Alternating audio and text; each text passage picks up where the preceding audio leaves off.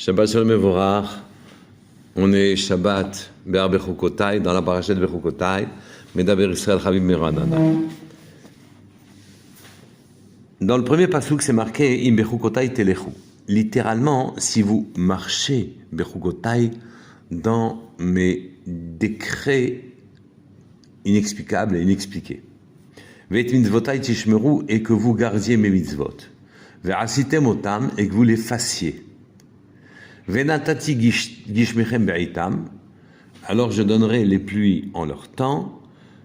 Ve'haaretz be'itam, venatna haaretz yevula, et la terre donnera son produit normalement. Ve'etz hasadeh yiten pirio, et l'arbre des champs donnera son fruit. Plusieurs questions se posent. Sur le premier pasuk, c'est marqué Im Bechukotai Telechu. Si vous marchez dans mes décrets, pourquoi Bechukotai, mes décrets? Dit que le pasuk dit seulement si vous respectez les décrets et les mitzvot, alors vous aurez la pluie en leur temps. Qu'est-ce que ça veut dire mes décrets, mes mitzvot? Qu'est-ce que le pasuk veut souligner par là? Ensuite, Rashi, effectivement, dans une explication relativement complexe, parce qu'il dit si jamais Im Bechukotai Telechu, ou si vous allez dans mes mitzvot, dans mes chokim, ça signifie les accomplir. Les quelques mots qui suivent, et mitzvotai tishmeru, vous garderez mes mitzvot, ça veut dire quoi? C'est l'accomplissement des mitzvot. Mais si c'est l'accomplissement des mitzvot, v'asitem otam, c'est quoi? C'est l'accomplissement elle-même des mitzvot. Alors à ce moment-là, comment comprendre? Et Rashi dit, Im Bechukotai Telechu shetiyu amelim batorah, que vous approfondissiez tous mes commandements de la Torah. Et mitzvotai tishmeru, et que vous les étudiez jusqu'à les accomplir dans le détail. Vous ne cantonniez pas à une compréhension vague. Et à ce moment-là, vous les ferez. Donc, les faire, c'était là. Le pasuk est complexe et on ne comprend pas deux choses. Pour quelle raison Akadosh Baruch Hu parle de ces décrets et de ces mitzvot? Les décrets et les mitzvot de la Torah, on doit les accomplir, puis c'est terminé. C'est comme si Akadosh Baruch Hu est en train de nous dire, si vous agissiez comme moi j'agis, comme mes décrets, mes mitzvot. Et enfin, dans le deuxième pasuk, c'est marqué que s'il nous donnait les pluies en leur temps, et s'en suivrait de manière quasiment mécanique, que la terre donnera son produit et que l'arbre des champs donnera son fruit. Pour quelle raison ne pas dire, bon bah, là, ça y est, on aura une grande bracha, si on respecte les mitzvot d'Hachem, et alors à ce moment-là, on aura donc des fruits, et l'arbre donnera ses fruits aussi, et la terre donnera son produit. Pour quelle raison préciser ça? Comme si on suivait le cheminement jusqu'au bout alors qu'il est évident. Pour répondre à ces questions-là, je voudrais vous citer ce que dit Rav Kolonimus, qui finalement éclaircit considérablement Rashi. Le Rav Kalman Kolonimus est un grand Mekoubal, qui vivait il y a quelques siècles, et qui s'était heurté une fois à un grand problème, un problème de Halilut Dam, c'est-à-dire que les goyim, d'une manière générale, tentent de provoquer des pogroms à Pessah. Quand les Juifs mangent leur matzot, ils prétendent qu'il fallait tuer un enfant goy pour mettre son sang dans les matzot. Et à ce moment-là, s'en suivaient des pogroms. Dans la ville de Rav Kolonimos, alors à ce moment-là, il y a eu un enfant qui a été tué, et c'est comme par hasard, c'est le fils du prince qui a été assassiné, donc c'était prêt de provoquer un immense pogrom, et on a trouvé naturellement le fils du prince dans la synagogue.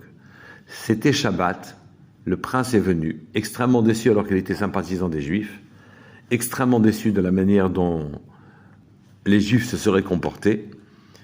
Il est venu avec son armée pour pouvoir tuer finalement les Juifs.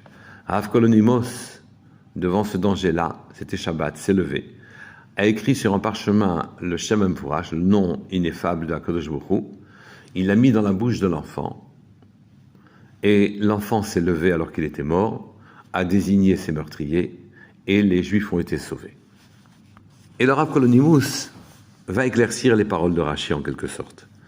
Quand Rashi dit de deux manières, Im Bechukotai Telechu, qui veut dire normalement, finalement, aller dans le chemin d'Hachem, c'est-à-dire accomplir quelque chose, c'est en vérité être Omel Batora, travailler et étudier la Torah, et aussi mitzvot tishmeru, qui voudrait dire aussi accomplir mitzvot. Finalement, c'est étudier jusqu'au moindre détail les choses de manière à pouvoir les accomplir. C'est qu'en vérité, c'est ceci aller dans le chemin d'Hachem. Je m'explique. Le Rav Kolonimus a dit qu'en vérité, Akadosh Baruch Hu ba'asar ma'amot nivra olam. Et avec 10 paroles, il a construit le monde. Les paroles sont constituées de mots qui sont constitués de lettres. Donc les lettres de la Torah vont construire le monde en leur donnant leurs racines vitales, et au-dessus de ça, au-dessus de cette racine-là, va s'agréger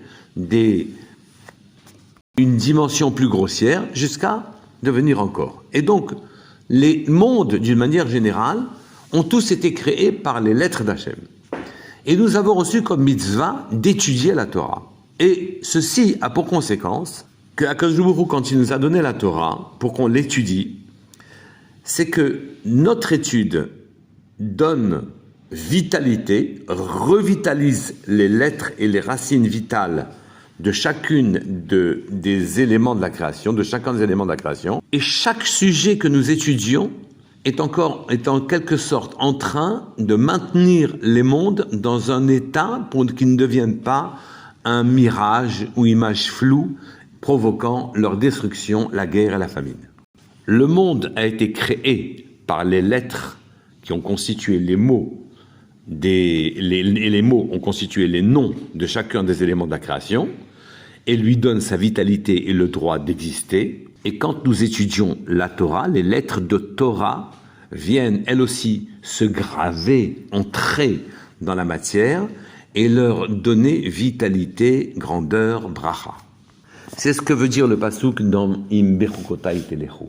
Si vous prenez le même chemin que moi, j'ai pris à Kadosh Baruch Hu, de dire des mots qui ont créé le monde, de dire des paroles qui ont créé le monde, et que ces paroles-là, vous les dites et les redites, vous les étudiez profondément, mais que vous les étudiez pas seulement profondément, jusqu'à leur profondeur, mais vous que les étudiez de telle sorte que vous puissiez les accomplir, alors à ce moment-là, sera comptabilisé pour vous comme si vous avez fait le monde. C'est le sens du pasuk qui dit Im Bechukotai Telechu, c'est étudier profondément, et Dmotai Tishmeru, vous les étudiez jusqu'au dans le moindre détail, Vasitem Otam, finalement, vous redonnez toute la vitalité dont le monde a besoin, la bracha dont le monde a besoin, la puissance dont le monde a besoin, et que ce ne soit pas un simple mirage, vous lui donnez tout ça par votre étude de la Torah. Donc, par notre étude de la Torah, on amène bracha ve'atzlacha dans le monde entier. Et c'est ce que poursuit le pasuk. Quand il dit « Je donnerai les pluies en leur temps », c'était suffisant pour nous faire comprendre qu'on recevrait dans la matérialité des choses toutes les brachas dont on a besoin. Pas la peine de poursuivre en disant « La terre donnera son produit et le fruit, et l'arbre des champs donnera son fruit ». Ce que l'on veut dire ici, c'est que quand on étudie la Torah, et que quand on met les lettres de Torah dans notre cœur et dans notre tête, et quand on essaie de les comprendre, de les amener à notre conscience, et de les faire vivre en quelque sorte, à ce moment-là, la bracha, ce n'est pas une simple bracha dont on veut parler de ce pasuk. Pas du tout, ça va beaucoup plus loin. C'est que le pasuk, quand il te dit qu'il donnera les pluies en leur temps, c'eût été suffisant pour dire que c'est une bracha qui va